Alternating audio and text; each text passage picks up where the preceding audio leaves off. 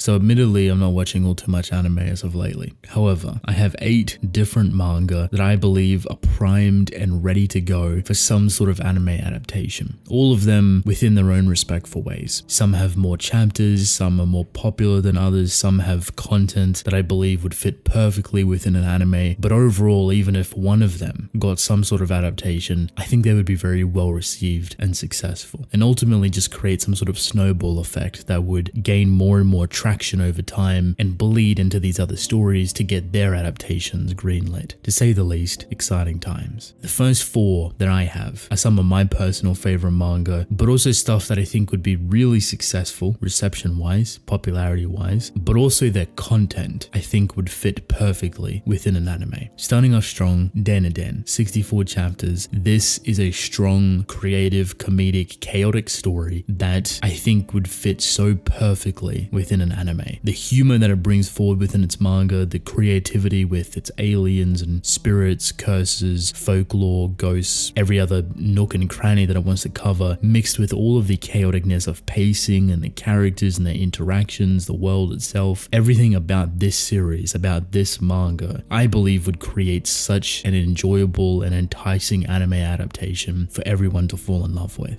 This is one of the biggest stories to come out in the past handful of years, and it's definitely within its own lane currently. Not all too many stories are doing aliens and spirits and curses, etc. to such an extent as Den in such a creative way. It feels different, it feels fun, for a lot of people probably a little bit too corny, but if you can get past that, there is a genuine story with characters and a beautiful approach and appreciation for everything. I wouldn't be surprised if we started to hear more rumors about Den getting an anime sometime after Chainsaw Man's anime. They share a similar chaoticness about themselves and identity, considering the authors used to work with each other, with Den's author being an assistant to Fujimoto, the author of Chainsaw Man. So obviously a lot of that Fujimoto style, aesthetic, and identity has molded itself to Tatsu, who is the author of Den, and they have matured and evolved it within their own way. I'd imagine the response, success, and the want for Chainsaw Man's anime would bleed perfectly into Den's reception. The second series I have, Blue Box, with 60 odd chapters. This is a romance story that feels oddly familiar to the late 90s, early 2000s romance,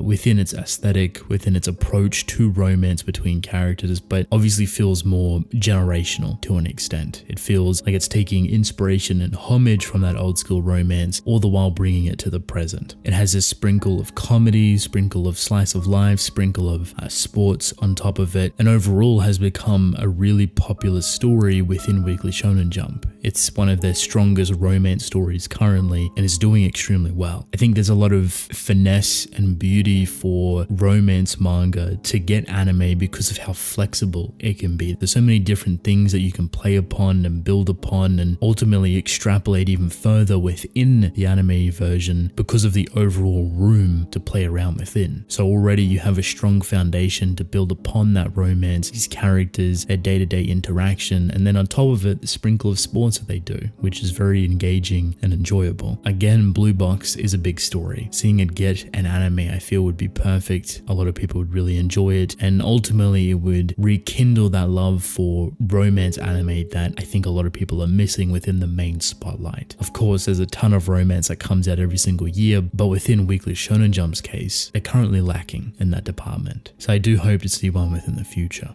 The third series, Kaiju number 8, 66 chapters, honestly the pinnacle of what an anime could be, just straight brawling, fighting, entertainment that you could all imagine. Think of One Punch Man / My Hero / maybe even Demon Slayer to an extent, Kaizen, etc. Whatever battle manga or shonen that you can think of that has a really good anime, now apply it to Kaiju number 8. This story on the surface with what the anime could provide is just really simple. It's not the most complex thing to ever exist. It's enough to keep you engaged, to keep you moving forward and to want to see what happens next, but ultimately the entertainment factor is the monsters, the fighting, the prowess of all of these individuals trying to survive. And if you had a great quality animation team behind it that had enough time, that have the talent, that are willing to really bring this to life respectfully, I guarantee you would have a massive anime on your hands. Similar to Dan, Kaiju number 8 is one of the biggest stories to come out in the past year or two, and I think it's about time for it too to get some sort of anime adaptation or announcement, trailer, etc. to really get people excited for it. It has all of the room in the world to just truly be an incredible experience. It's super simple, it's super straightforward, it's just filled to the brim with entertainment. It's not going to be for everyone, but it has a lot of positive outcomes waiting for it. The fourth and final series for myself, Sakamoto Days, with 78 chapters. I think this story would be absolutely perfect within an anime format. If you've read Sakamoto Days, even a portion of it, you know how much comedy is filled within it, how much action it has, how it balances all of these concepts and its characters, and the story being super straightforward, but having the depth in certain aspects where you want it or even need it is honestly perfect for some sort of anime adaptation. I can imagine, just based off the success of Spy Family, that Sakamoto Days is next in line, that they're looking at this story and thinking we could make a really successful anime with that. Characters are super quirky and unique and lovable, funny, interesting, and then you have all of this extreme action that goes through it, because at the end of the day it is a hitman / assassin story. It's got that brutality to it that honestly doesn't really shy away from it either. You watch people get cut in half. It is pretty extreme, but then you have this really bright and enjoyable humorous side to it that carries the story through its slower moments. Out of all of these stories, Dan, Blue Box, and Kaiju number 8, Sakamoto Days feels the closest to getting something. I think it has everything kind of perfect for an anime to thrive and be successful and popular. But overall, all four of them, I think, are primed and ready to go. They all have a unique experience that I think would be extremely well received for the community, and a lot of people would fall in love with them. And of course, it would boost their manga sales exponentially. And all of them are extremely popular and currently leading the charge to some extent within their own right. So fingers crossed, keep your eyes and ears open for any sort of announcement, teasers, rumors for these stories. I've already heard a little bit of a rumbling for some of them, so hopefully within the future, maybe end of this year, maybe more so next year, we'll start to get more things for them. Now I do have honorable mentions. These are stories that aren't necessarily as popular, but I still think would be very well equipped and fitted for some sort of anime. First and foremost, Mission Yozakura Family, 137 chapters. I haven't read all of this. I've only read like 20, and I think this would be a great fit. It's pretty enjoyable. It has that Spy Family dynamic with big plethora cast of characters that are all very interesting and unique, but then it has that sense of action, adventure, bit of mystery sprinkled in there with certain individuals, and overall just the twists and turns that it can take. This story hasn't gained a ton of traction in comparison to others, but it's still hanging on strong. It's doing good numbers. It's successful. It's rather popular. If they wanted to do an anime for it, they could get a really good response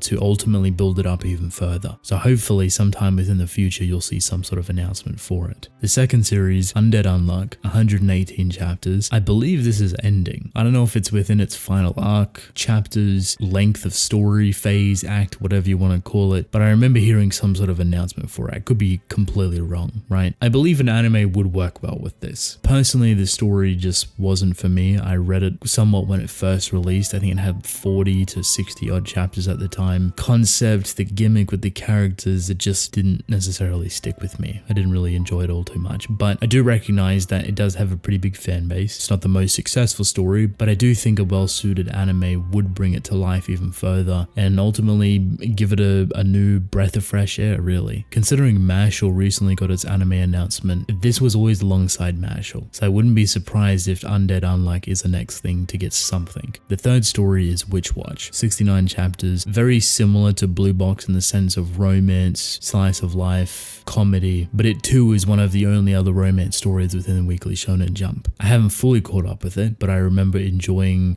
the opening chapters for this story. It has a bit of a supernatural element to it, which isn't all too crazy, but adds a different sense of creativity to it. With the world of witches and supernatural, I think this would be a nice anime adaptation. I don't know if it would blow up exponentially, but you never really know nowadays. I would definitely expect something for this within the future. Maybe more further out within late 2023, 2024, but you never know. They could push it very earlier with a 12 episode season or something. The last manga out of the honorable mentions, The Elusive Samurai, 70 chapters. This has been a weird story. It's done by a very reputable author that done Assassination Classroom, I believe, and yet the response to this manga has been both equally good but also a little bit lower than what you would expect. expect. And I honestly think it's just because of the concept of the story. I think the samurai sword aesthetic isn't really popular at the moment within Weekly Shonen Jump, so this is kind of the only story that's hanging on and arguably doing rather well, but in comparison to the author's legacy and what other stories are doing, probably not all too much. However, when I read it, I actually rather enjoyed it. It's pretty interesting. It's rather unique to an extent, with the way it wants to do the samurai aesthetic, the whole adventure that the characters go on. It also has the experience of the author really shining through. I would argue the story is difficult to pull off in a lot of different ways, but they've managed to do it. And just like every other manga on this list, an anime is most likely in the works for this. I would say it might be a little bit difficult, maybe even scary, but if done correctly, could bring a whole new plethora of people to really experience this story. So that is 8 different stories for me that I think are next in line to get some sort of anime. Den, Blue Box, Kaiju Number 8, and Sakamoto Days are the ones that I'm more excited for. And then for the honorable mentions, Mission Yozakura Family, Undead Unluck, Witch Watch, and The Elusive Samurai. All of them have over 60, 70 odd chapters. All of them have unique content and stuff that could fill an anime adaptation to the brim. So I am definitely excited for next year if we get any sort of announcements or rumors for any of these stories, especially within the recent years' response to animation. Its growth and popularity has been skyrocketing, and seeing a lot of these manga get really good anime adaptations could build up such a strong and healthy catalog for successful stories. So I'm very excited for them, but I'm sure I've missed some manga, so if you have any that you feel are ready for an anime adaptation, definitely let me know, or which ones you're most excited for out of the handful that I've talked about. With that, however, I want to thank you all for watching. Hope you enjoyed.